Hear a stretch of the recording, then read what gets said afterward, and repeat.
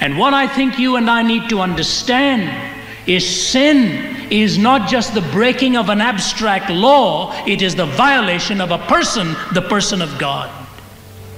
And unless we understand that, we will never see it in its personal relationship to God himself. So that when God gives the law, it is not as though he's looking to see who's going to be good in relation to the law and who's going to be bad in relation to the law, but who is going to recognize God for who he is and who isn't. And the lust of the flesh is the plundering, really, of that which is sacred and rendering it commonplace. And the principle of the lust of the flesh is basically the violation of God's law, mandated for the body, as it were. And so principally, I say to you, the lust of the flesh is the violation of the person of God. The lust of the eyes is greed. It basically takes that which is material and defines it as essentially spiritual. I was having breakfast with a fine businessman this morning, and I remember what he was saying as a brand new Christian. I found it very intriguing the way he said it. He said, I've lived with guilt for a lot of time because somehow we are made to feel guilty because we make money.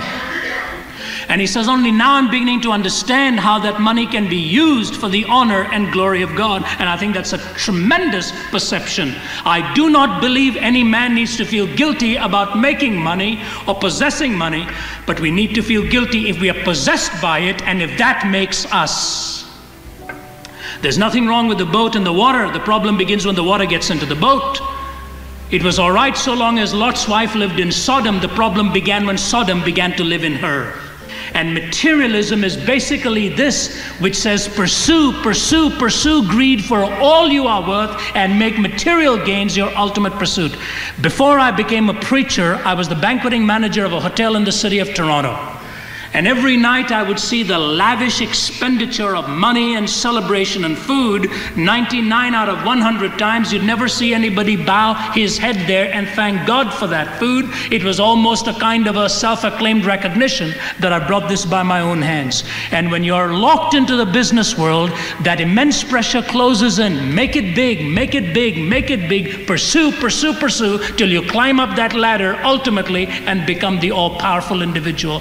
God says that it is easier for a camel to go through the eye of a needle for a rich man, not because the man is a possessor of riches, but because in many instances it is hard to possess them and not be possessed by it.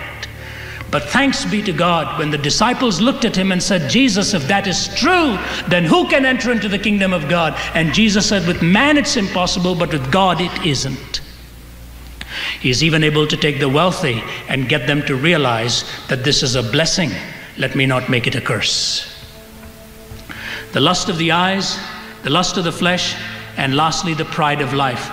The pride of life, which basically says, I am so self-sufficient that I really do not need God. I am so self-sufficient, I really do not need God. I think there's one illustration that captures all of these three. It's a painting in Rochester, New York, of a man riding on a horse, holding on to the reins of the horse with one hand, reaching out for a jeweled crown with the other. And he's not able to grab the crown. It is eluding him, even though the horse is riding as hard as he can ride it.